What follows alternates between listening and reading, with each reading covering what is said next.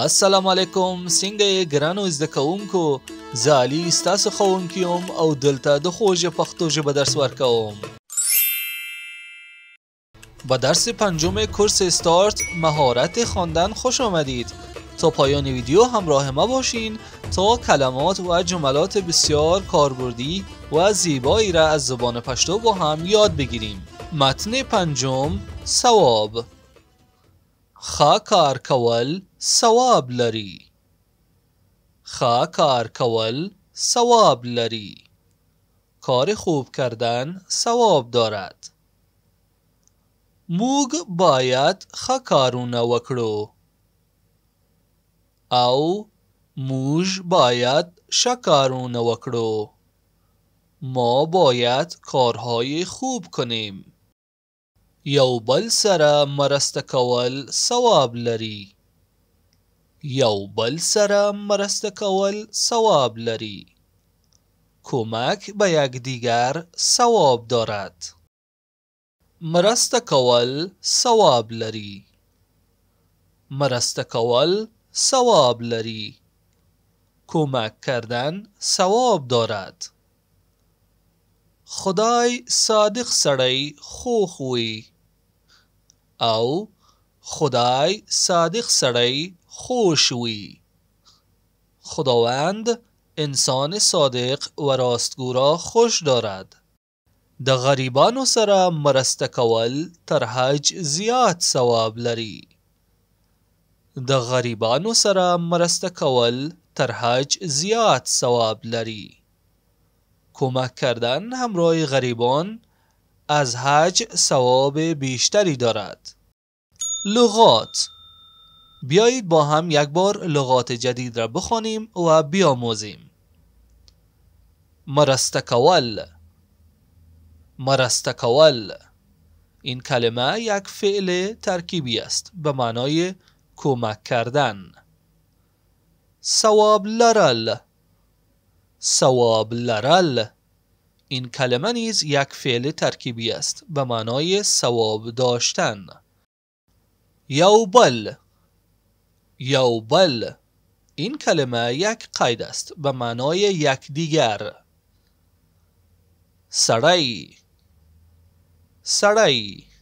این کلمه یک اسم است به معنای مرد که در جمله‌ای که ما در این درس استفاده کردیم به معنای انسان هم استفاده میشه. سره. سره. این کلمه نیز یک قید است به معنای با، همراه. موگ و یا موژ. این کلمه یک ضمیر شخصی است به معنای ما.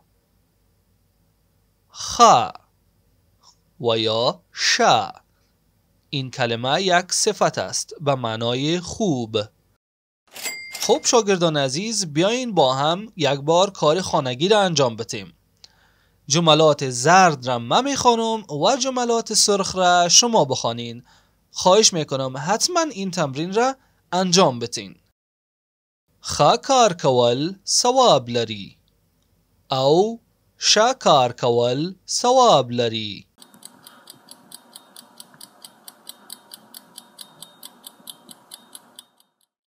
یو بل سره مرسته کول ثواب لري.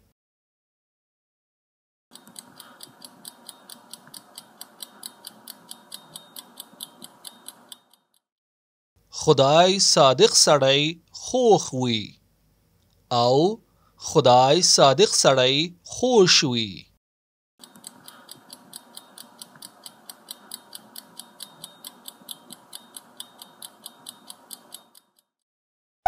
این بار جملات سرخ را من میخوانم و جملات زرد را شما بخوانین.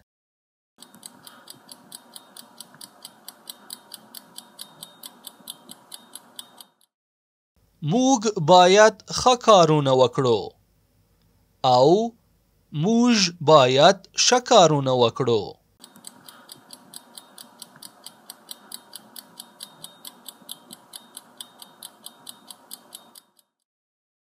مرسته کول ثواب لري.